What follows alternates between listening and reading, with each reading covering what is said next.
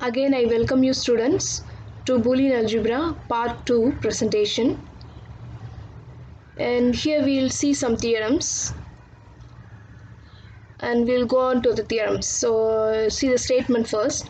If B is a finite Boolean algebra and there is a non-zero element B in B, and if A1, A2, etc. up to AK and B1, B2, etc. up to Bm are atoms of B such that A1, A2, etc. up to AK are distinct and B1, B2, etc. up to Bm are distinct, and B is equal to A1 join A2 join etc. up to AK is equal to B1 join B2 etc. up to Bm. Then we have to prove that K is equal to M and the set A1, A2, etc. up to AK is equal to B1, B2, etc. up to Bm. Now we shall see the proof. And there are three conditions now, 1, 2 and 3. Now you see the conditions 1 and 2. It is given that A1, A2, etc. up to AK are all distinct, and also B1, B2, etc. up to Bm are all distinct. And also from B is equal to A1 join A2 join etc. up to AK, and that is equal to B1 join B2 etc. up to Bm. Now here we note that each AI is less than or equal to B and each BI is less than or equal to B, where 1 less than or equal to I less than or equal to K and 1 less than or equal to J less than or equal to. Now AI is less than or equal to B. This shows that the upper bound is B and the lower bound is AI. Therefore, AI meet B is equal to AI.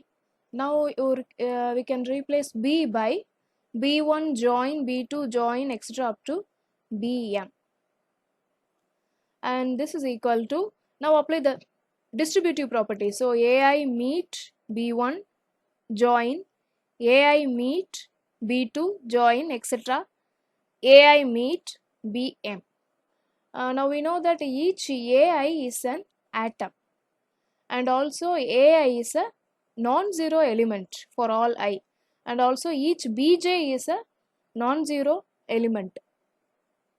So we can find for each I a Bj such that AI meet Bj is non-zero. Then what happens? We know that if there are two distinct atoms A and B, then A meet B is equal to 0. But here you get non-zero, and also AI and Bj both are atoms. So they must be equal. Therefore, AI is equal to Bj. So for each AI, you can find a Bj which is equal to AI, such that AI is equal to Bj. And similarly, for each Bs, there exists some AI such that Bs is equal to AI. This shows that there is a one-to-one correspondence between these two sets. That is the set A1, A2, etc. AK and B1, B2, etc. Bm. So there is a one-to-one correspondence. Therefore, K is equal to M, and these two sets must be equal. Therefore, we have proved that if there are two distinct set of atoms, then they must be equal. Now we will see a definition. What is a Boolean homomorphism and a Boolean isomorphism? If B1, B2 are Boolean algebras, a mapping F from B1 to B2 is called a Boolean homomorphism from B1 into B2 if F is a lattice homomorphism. And for all x belongs to B, f of x dash is equal to f of x the whole dash. So here x dash denotes the complement of x. Next definition, a Boolean homomorphism is called an isomorphism if it is bijective, and we denote it by B1 is isomorphic to B2. So we denote it by this symbol. Bijective means it should be 1 1 and also it should be on 2. So we will see the next theorem. This is an important theorem, and as well as this is the last theorem in this chapter. If B is a finite Boolean algebra and A is the set of all atoms of B, then B is isomorphic to P of A, where P of A is the power set of A. Power set is the set of all subsets of A. Now proof.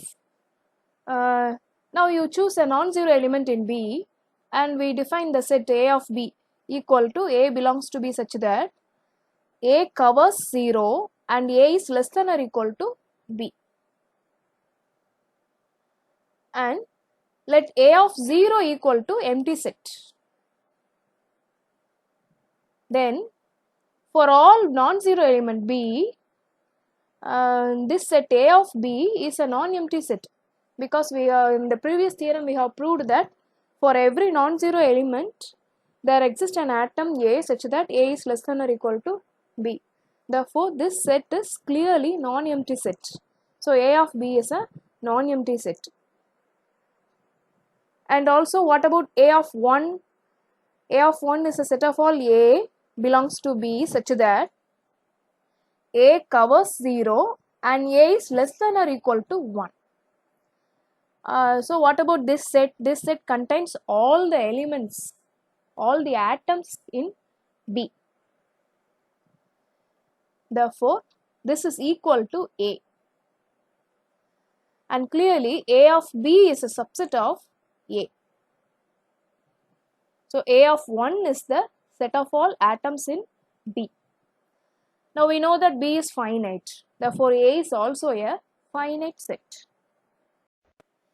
Now we are going to define a mapping, and then we will be proving that mapping is a Boolean isomorphism.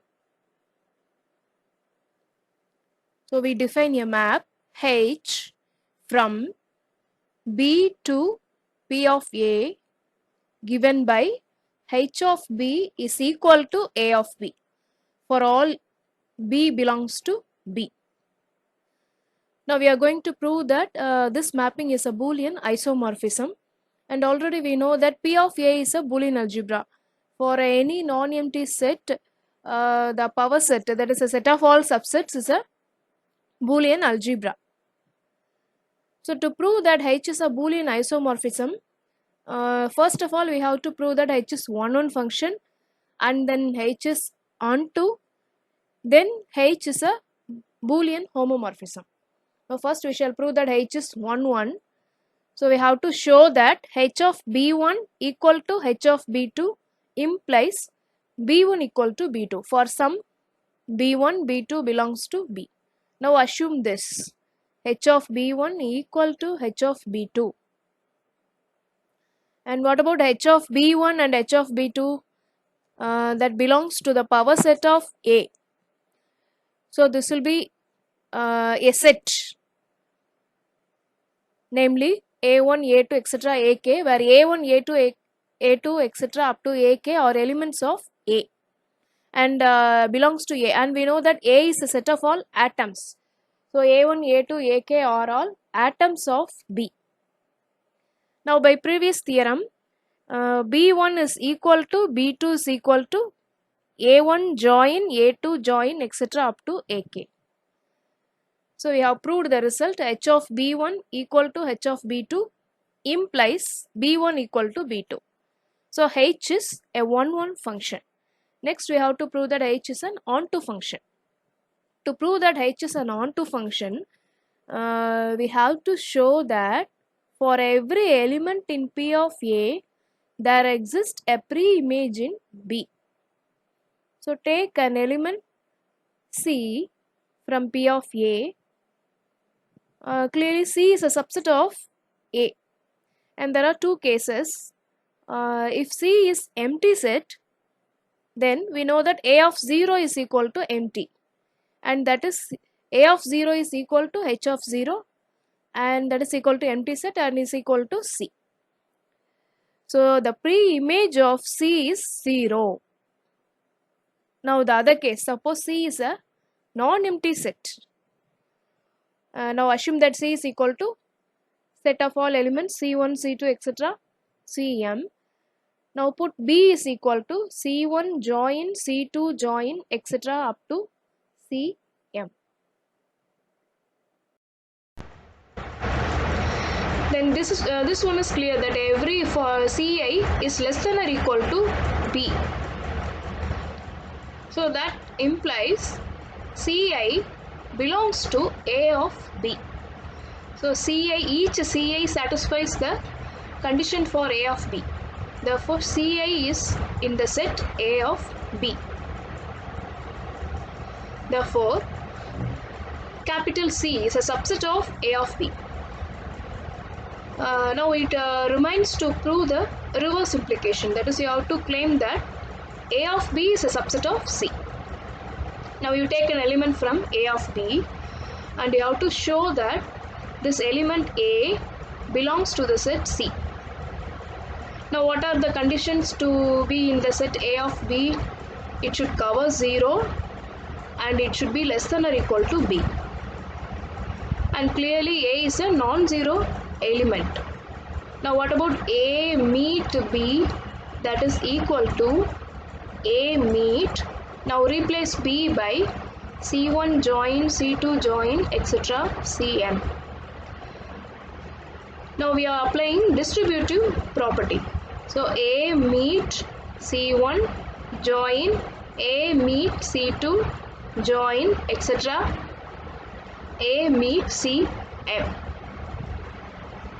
Now listen, if for all these elements A meet Ci's are all 0, then what happens? A meet B is also 0. So that implies A meet B is equal to A, because A is less than or equal to B. Therefore, the lower bound will be equal to A. So A meet B is equal to A, and that is equal to 0. So A is equal to 0. But A is a non-zero element because it is an atom. Therefore, we get a contradiction here. Hence, there exists at least one J for which A meet Cj is non-zero. So if we assume that all the elements A meet Cj is 0, then we get a contradiction. Therefore, there exists at least one element Cj such that A meet Cj is non-zero. Now observe here, both A and Cj, both are atoms. So A meet Cj should be equal to 0. But here you get it is a non-zero element. Therefore, the only possibility is both should be equal. Therefore, A is equal to Cj. That is, A belongs to the set C. Therefore, we have chosen an element from A of B and we have proved that that element belongs to the set C. So A of B is a subset of C. Hence the claim. On the other hand, since B is equal to C1 join, C2 join, etc. Cm, each Ci belongs to A of B. Therefore, already I have said that C is a subset of A of B. Now from equation 1 and 2, we get A of B is equal. Therefore, H of B is equal to A of B is equal to C. So C has a pre-image B. Therefore, for every set, every element in P of A, there is a pre-image. So clearly, H is onto function. Now the rest of the proof, we have to prove that H is a homomorphism. So homomorphism conditions H of U meet V equal to H of U meet H of V, and H of V dash equal to A by H of V. So first one, we have to prove the first condition. H of U meet V equal to H of U meet H of V, that is H of U intersection H of V, because here H of U is a set and H of V is a set, that is a subset of A. Now there are some cases. In the first case, either U is 0 or V is 0. Then what happens?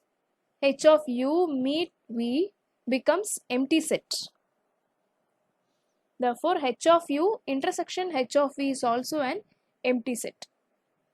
Suppose both are non-zero, then so we are going to choose an element from H of U meet V, and we are going to prove that the particular element belongs to the set H of U meet H of V.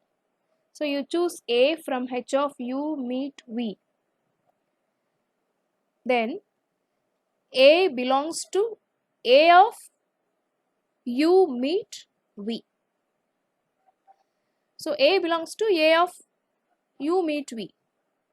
That implies A must cover 0 and also A must be less than or equal to U meet V. Therefore, A is less than or equal to U and also A is less than or equal to V. That is, A belongs to H of U as well as A belongs to H of V. So A belongs to H of U intersection H of V. So clearly H of U meet V is a subset of H of U meet H of V. On the other hand, that you take an element A from H of U intersection H of V. So A belongs to H of U and A belongs to H of V because intersection. Therefore, A belongs to both the sets. Now A belongs to A of U and A belongs to A of V. So A of U implies A covers 0 and A must be less than or equal to U, and A belongs to A of V implies A covers 0 and also A is less than or equal to. Now A covers 0 and also A is less than or equal to U meet V.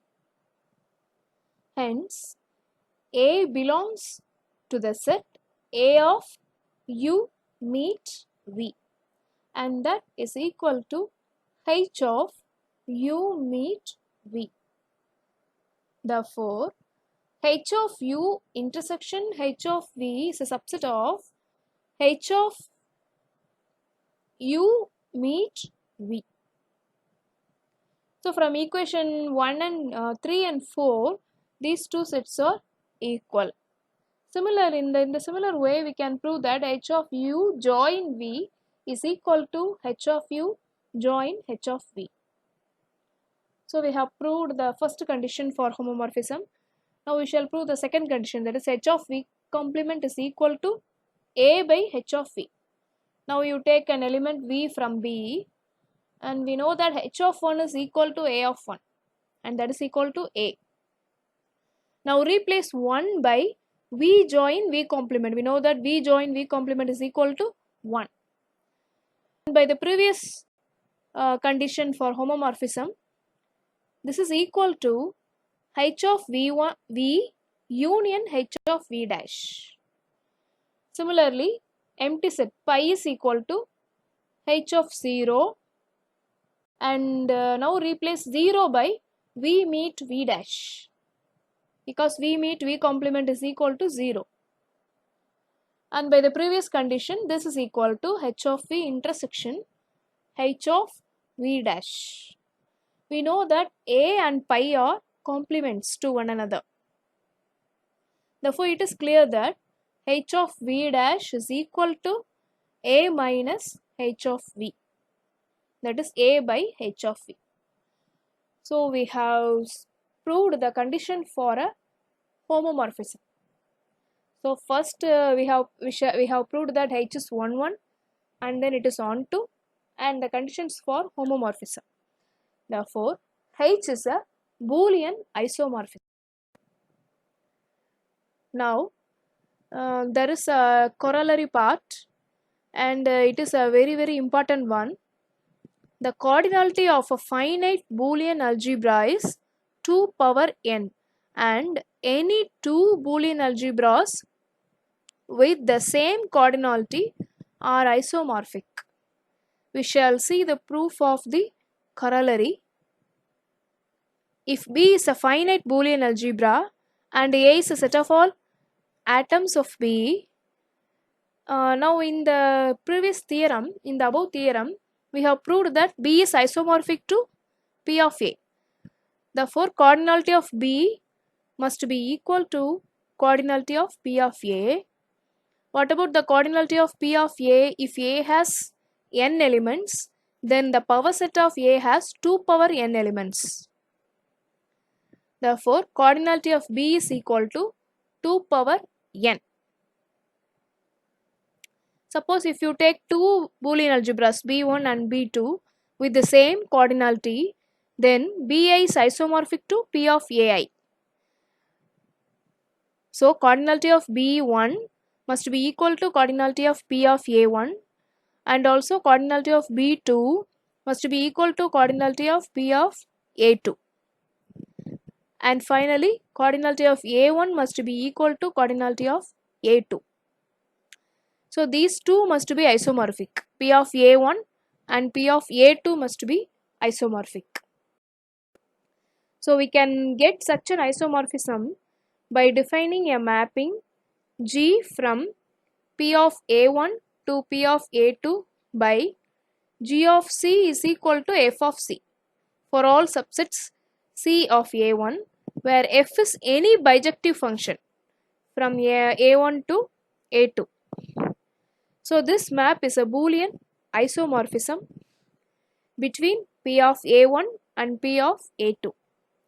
Therefore, B1 is isomorphic to P of A1, and that is isomorphic to P of A2, and that is isomorphic to B2. Okay, well, so we have proved all the important theorems in Boolean algebra. Now it's the remaining work for you to complete all the exercise problems and also practice all the example problems. Do not waste the time. Prepare well for the exam. Thank you.